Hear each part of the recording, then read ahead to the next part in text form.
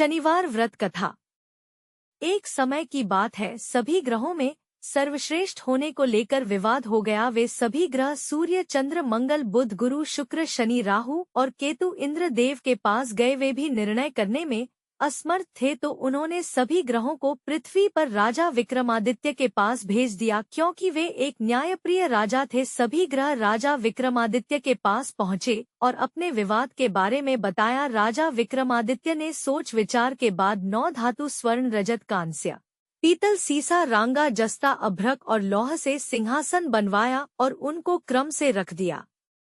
उन्होंने सभी ग्रहों से इस पर बैठने को कहा, साथ ही कहा कि जो सबसे बाद में बैठेगा वह सबसे छोटा ग्रह होगा। लोहे का सिंहासन सबसे अंत में था, जिस वजह से शनि देव सबसे अंत में बैठे। इस वजह से वे नाराज हो गए। उन्होंने राजा विक्रमादित्य से कहा कि तुमने जानबूझकर ऐसा किया है। तुम जानते नहीं हो कि जब शनि की दशा आती है तो वह 2.5 से 7 साल तक होती है। शनि की दशा आने से बड़े व्यक्ति का विनाश हो जाता है। शनि की 7.5 आई तो राम को वनवास हुआ और रावण पर शनि की महादशा आई तो उसका सर्वनाश हो गया। अब तुम सावधान रहना। कुछ समय बाद राजा विक्रमादित्य पर शनि की महादशा शुरू हो गई। तब शनि देव घोड़ों का व्यापारी बनकर उनके राज्य में आए। राजा विक्रमादित्य को पता चला कि एक सौदागर अच्छे घोड़े लेकर आया है, तो उन्होंने उनको खरीदने का आदेश दिया। एक दिन राजा विक्रमादित्य उनमें से एक घोड़े पर बैठे तो वो उनको लेकर जंगल में भाग गया और गायब हो गया। राजा विक्रमादित्य का बुरा वक्त शुरू हो गया। भूख प्यास से वे तड़प रहे थे, तो एक ग्वाले ने पानी पिलाया तो राजा ने उसे अपनी अंगूठी दे दी। फिर नगर की ओर चल दिए। एक सेठ के यहाँ पानी पिया। अपना नाम उज्जैन का वीका बताया। सेठ वीका को लेकर घर गया। वहाँ उसने देखा कि एक खूंटी पर हार टंगा है और खूंटी उसे निगल रही है। देखते ही देखते हार गायब हो गया। हार चुराने के आरोप में सेठ ने वीका को कोलवाल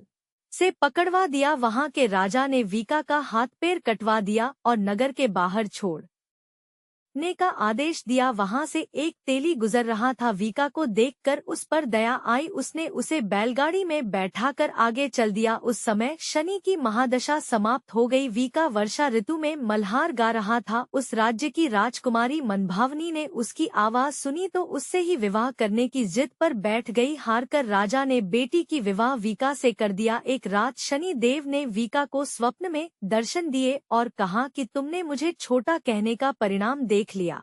तब राजा विक्रमादित्य ने शनि देव से क्षमा मांगी और कहा कि उनके जैसा दुख किसी को न दे।